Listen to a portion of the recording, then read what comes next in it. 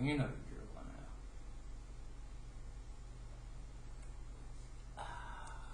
now.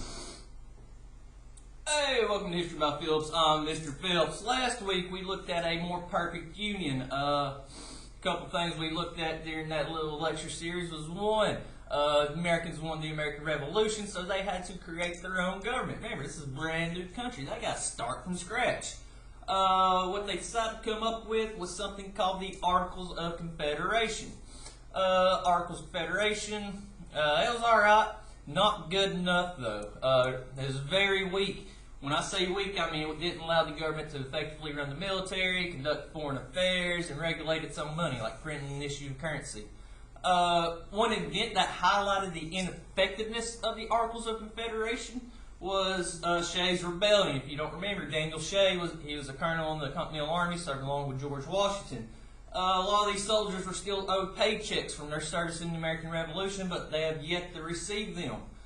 Since they was not getting checks, they was not able to pay for their farms, pay for their houses, things like that. So all of a sudden, the government owes you money, but the government's coming in and taking your property. Very reminiscent of King George and violation of rights they were doing during the war. So Daniel Shay led a rebellion up in Pennsylvania.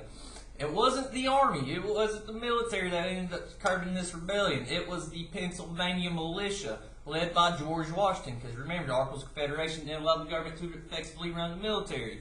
So it took George Washington and the Pennsylvania militia to put these rebels down. Things get worked out because everybody loves George Washington. He's going to ride that thing to the presidency, which will be next week. Well, next week in this class. But I digress. So because of that, the Founding Fathers, they got together. It's like, you know what? The Articles of Confederation stink. We need to come up with something new. And that brand new thing was the United States Constitution, baby. Woo! Signed September 1787. I think it's more important holiday than July 4th. Yeah, July 4th, Independence Day, shooting fireworks. Woo! But this is when the Constitution is signed. This is where your rights start getting protected from the U.S. government. So in this week's lecture series, we'll be talking about the U.S. Constitution. Today in particular, we're going to talk about the seven, if you count them, 1, 2, 3, 4, 5, 6, 7, the 7 principles found in the United States Constitution. And it's basically the 7 principles of how we govern our country. With that being said, let's get to today's lesson. First, let me get a swig of coffee. Woo! I love this.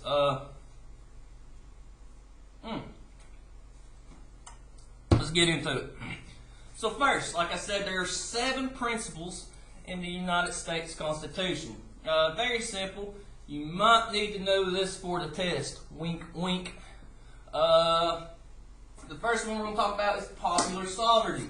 It's a fancy word, popular sovereignty. You can look it up if you want, but basically it says the power of the government relies on its people, meaning the government's not going to act in in contrast to what the people want. So, for example, you vote for you're going to go vote for your president, which that's coming up here soon in the real world. Most folks are either going to vote for Biden or Trump. There's a debate this Thursday. Check it out. This Thursday between them 2 candidates. But I digress. So let's say you go vote for this president, and this president's promising you all sorts of things. Everybody gets $1 million every week. Everybody gets a brand new car. Yada yada yada. If you vote for this person and you don't start receiving these things, people's going to assume that person's a liar, and they're not going to elect that person. They'll probably not re-elect them. So the people, they kind of have a say in how the government works. They're not going to elect bad folk. Ideally, they're going to elect good folk to stay in office and run the country effectively for the majority of folks. They're not going to elect evil folks. They're not going to elect, morons. You're going to elect good folks that's going to work for the people. That's what popular sovereignty means. If you want the fancy definition, people are the only source of government power. Once again, it's not like some outside entity's going to come in and start telling people what to do. People elect their own. By doing that, it's going to act in accordance with the will of the people. And power is received from the people. Once again, the way that we see that is through elections. When you cast your vote, that is your will. You're wanting your ideas, your ideologies, your motives, whatever. When you vote, that's what you're voting for. You're not going to vote for somebody that's contradictory to your political point or your political ideology. You're going to elect folks that are in line with you. And ideally, if you get enough folks to vote with you, you will win that election. But I digress. Let's move on to the second point. Our second point is Republicanism. Now, a big misconception here in the United States is that we're a democracy. That is technically not true. We are considered a democratic republic. I know you can't really see my board. Let me see if I turn off the lights real quick. Well, let me speak for a moment. But we are a democratic republic. So all a republicanism, no, I'm not referring to the Republican Party or Democrat. What I'm referring to is republicanism itself. So republicanism, all it is you vote for leaders. And those leaders act on your behalf. It would be crazy to think that every single person gets to say in who the president is, who senators are, that would take forever. I don't know anybody that can go through over 100 million ballots and decipher it. So what we do is we elect leaders, and those leaders choose folks for us. So for example, Tennessee, the state. Now keep in mind this is the state. I don't know if you can see this too well. No, you cannot. Folks, I'm still new at this YouTube and stuff. I'll get with it eventually. But if you can't see what's on the board, actually, maybe if I turn on, well, you can sort of see it right there. This is the state of Tennessee. These are the different districts in Tennessee. Now, all these folks, they have one person that represents each district. Now, these folks will go to Nashville and discuss Tennessee laws, so on and so forth. Notice over here, East Tennessee, we got our representative, Mr. Faison. He's a good man, yada, yada, yada. But Mr. Faison's job, he takes all the concerns, issues, concerns, complaints, problem solutions for all pretty much East Tennessee here. He represents us in Nashville. He represents the East Tennessee interest for us. Mr. Faison, he'll fight for, or not fight for our rights per se, but just help us out with like the economy stuff, education, public health, things of that sort. That's what Mr. Faison's doing for us here in East Tennessee. Same thing, you got folks all over Tennessee that represent their own districts. But that's what republicanism is you just elect somebody to represent you. And in this case, for us in Tennessee, we have Mr. Faison. But this can go up to several different levels. You can go with the House of Representatives, with the first district over here. You can go with the senators, pretty much 2 per each state, so on and so forth. It works its way up the chain. But all republicanism is you elect one person to represent a lot of folks. That's essentially what it is. The next point we will talk about is not federalism. I got my slides mixed up. Yes, I did. Well, anyway, the next point is limited government. So pretty much limited government means the government can only have power issued to it by the people. It's not like they can go willy-nilly, go break the law anytime they want. They still got to follow the same laws we do. They still got to list the same folks. They're not a different class above us. They are the same as us. They just happen to be representing us.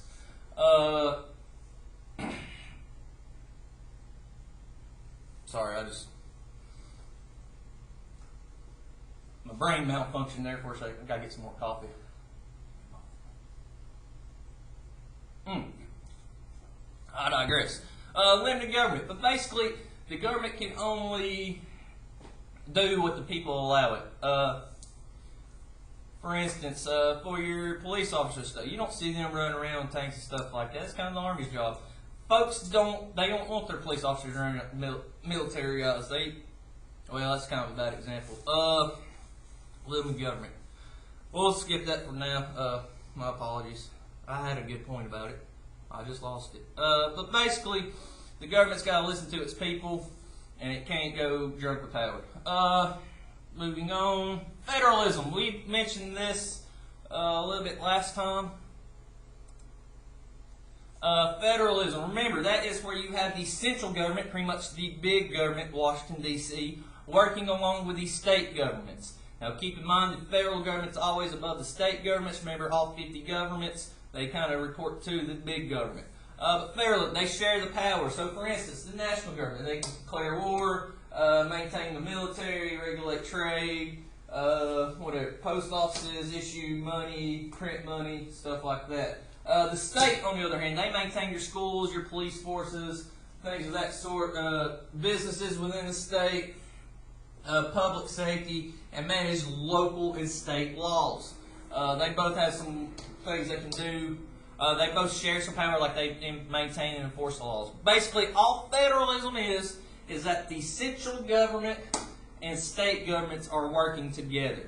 That's all federalism is. I know that word gets thrown around a lot. But federalism, central government and state governments work together.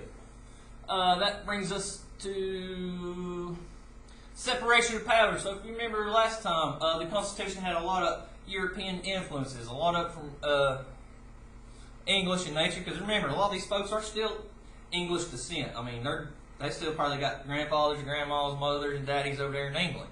A lot of these folks are English in their ancestors. So it makes sense that a lot of our ideas of the Constitution are found, or man, I got tongue twisted. But it makes sense that a lot of our principles in the Constitution are based on old English tradition. So a lot of these folks are English. Well, American now after the war. But I digress. But remember, one philosopher in particular, he was French, as a matter of fact, was Baron de Montesquieu. Montesquieu said you ought to have your government separated a little bit. Because remember, the problem with Britain is they had a monarchy. Yes, they had a parliament, but it's still catching up with the king in terms of power. Basically, in a monarchy, the king has all the power, so it's great if your king's a genius or a nice guy, cares about his country, whatever. But in our case, in the American Revolution, that king was violating rights. Remember, illegal searches and seizures, housing soldiers, kind of illegal trials, things of that sort. Violating those rights. So Montesquieu, he's like, well, we need to separate the government up. We mentioned this last time. You got the legislative branch. Remember, that's Congress, pretty much the Senate and House of Representatives. They make laws, so on and so forth. The executive branch, that is the president and all his cabinet members. They sign laws, they can veto laws, pardons, all that kind of stuff. That's like the president and like the Department of the Interior, Department of Agriculture, Department of Education, all those departments. You find those in the executive branch. Then in the judicial branch, that's your Supreme Court, district courts, and all the lower courts beneath them. They decide if laws are constitutional or not, so on and so forth. But that's how our government functions. We don't have a top dog or a top boss in our government. We have three separate entities, and they keep each other in check. Which brings me to my next point. Checks and balances. So like the issues that we had with King George, he kind of got, let's say, drunk with power. Making bad decisions, and it negatively impacted his citizens. So, Montesquieu, I know you can't really see this, he also thinks of checks and balances. All that means is, think of it like rock, paper, scissors. Somebody can always beat somebody else. So, for instance, the president, if he don't like what the Congress is doing, he can veto that law. So, if Congress makes pardon the announcement. Well, thought we was having an announcement. Maybe not. Anyway, so the president. So, for instance, let's say Congress, they're making laws that they don't like, or he don't like. He can veto that law, meaning he can just cancel it. Like, no, that law stinks. Veto, don't like it. Also, the Supreme Court, there's a justice nominee right now going through Congress. Donald Trump appointed this certain judge. Now, right now, Congress is trying to decide whether or not this judge should be approved and be put on the Supreme Court or not. That is the textbook definition of checks and balances. So basically, the way the president can control the Supreme Court is he can appoint judges. Now, on the other hand, Congress, they can override a veto if they get enough people to support it. But also, they can check the judicial court by approving or disapproving whoever the president chooses. Right now, it's like Amy Barrett. Depending on how it's going, she may or may not be the next Supreme Court justice. She's going to take the spot, maybe take the spot of Ruth Bader Ginsburg, but I digress. But keep up with that. That is 101 checks and balances. Donald Trump chose somebody, and Congress is deciding if that somebody's going to be good enough or not. Now you got the Supreme Court. If, let's say Donald Trump does something crazy or just wacky, all of a sudden the Supreme Court can say that's unconstitutional. Nope, you cannot do that. Also, with the legislative branch, if they make a law and the president's like, it's fine, but the Supreme Court, they look into the constitutionality of it, see if it violates the Constitution. If they figure out it does, they will strike down that law. One case in particular where you see that is Moore versus Brown of Education. We won't get to it in this class, but several Supreme Court decisions out there where you can see this. But right now, basically, each branch of government can check each other. Let's see if I can turn off the lights and y'all get a better view of this. I'm hoping. See if I stand here, it focuses. Nope, it ain't gonna work, is it?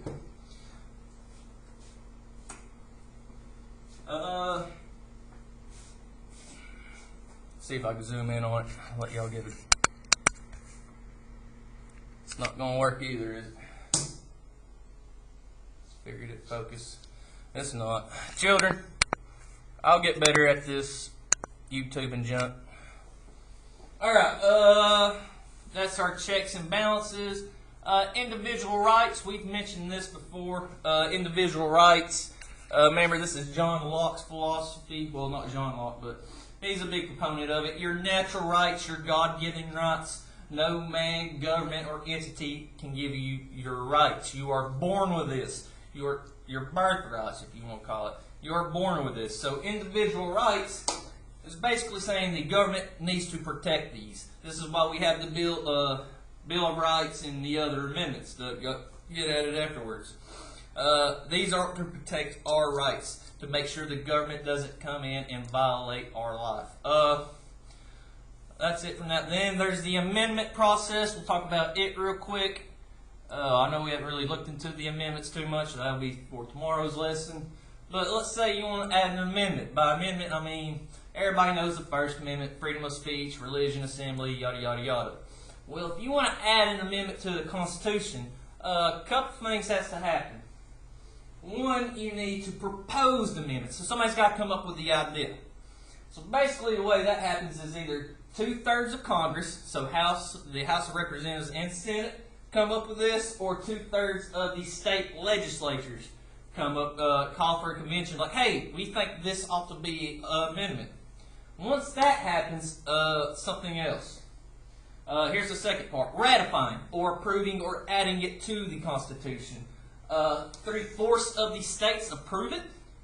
So basically 30 of the 50 states are like, hey, this is pretty good. Well, a little bit more than that. That's 60%. I think 35, I think. I don't know why I'm forgetting this right now. I should know it like that. Anyway, about 35 states. 3/4 of the states are like, hey, that's a good idea. It's going to be approved. Or approval at state convention. Once again, all the states get together, like, hey, we all do this. If 3/4 of them agree, it will become an amendment. But basically, remember these two numbers. First, you need 2/3 of the states or Congress to come up with the amendment. Then you need 3/4 of those states to approve it. That's how that works. But that is that's all for today. Just a quick recap. Popular sovereignty.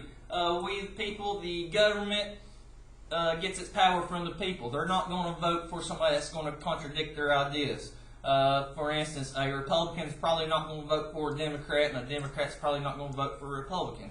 It'd make no sense. Why would they vote for somebody that's kind of opposite of what they believe? They're going to vote for folks that think like them. Republicanism. Remember, we are a democratic republic. We are not a democracy. We are a democratic republic, meaning we elect leaders to represent us. That's all Republicanism is. Limited government. The government can only have power that we, the people, us citizens, give it to them. It's not like they can go out and break the law. Well, I'm sure you can point to some examples, but I digress. Corruption is another issue on itself. But ideally, the government can only have the power that we give it to them. Federalism, keep in mind that is where the central government and state governments work together, and central government always takes precedent. So, central government always takes precedent over state government. Separation of powers. This is why we have our government into 3 separate branches. Once again, those branches are the executive branch, which is the president, the legislative branch, which is Congress, and the Supreme Court. That is, or the judicial branch, which is Supreme Court, district courts, and all the lower courts beneath it. Checks and balances. Remember, each one of those branches of government can stop the other one from doing something crazy. A perfect example. Donald Trump appointed Amy Barrett to be on the Supreme Court. Now, Donald Trump's trying to get her on the Supreme Court. Now, Congress, they can approve or disapprove of her. So, depending on what Congress say, Ms. Barrett might be our next Supreme Court justice. Depends on how it plays out in Congress. Checks and balances and individual rights. The Constitution is designed to protect our individual rights, our God-given rights. Remember John Locke's philosophy of natural rights. Everybody has the right to life, liberty, and pursuit of happiness. Do everything that we can to protect these rights. A lot of these rights that are protected, you can find in these rights you can find in the Constitution. Everybody knows hopefully you know the Bill of Rights by now, the first 10 amendments. An example, the first one, freedom of speech. The government can't do something to limit your free speech.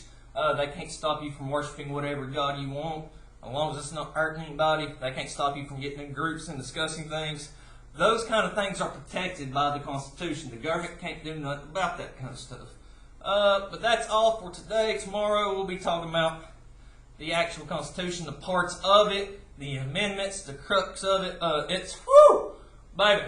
A lot of folks, you pay attention, you'll probably be a better American than most folks. A lot of folks, it's kind of a shame. They don't even know the U.S. Constitution, but they brag about being an American. They couldn't even tell you how many amendments we got. We'll look into that tomorrow. Till next time, stay safe. Trying to think. Make sure you're getting on Google Classroom. Make sure you're doing your Edmentum work. And look for your essay on Friday. But that's it. This has been History by Phillips. I've been Mr. Phillips. And everybody, I'll see y'all next time. Peace.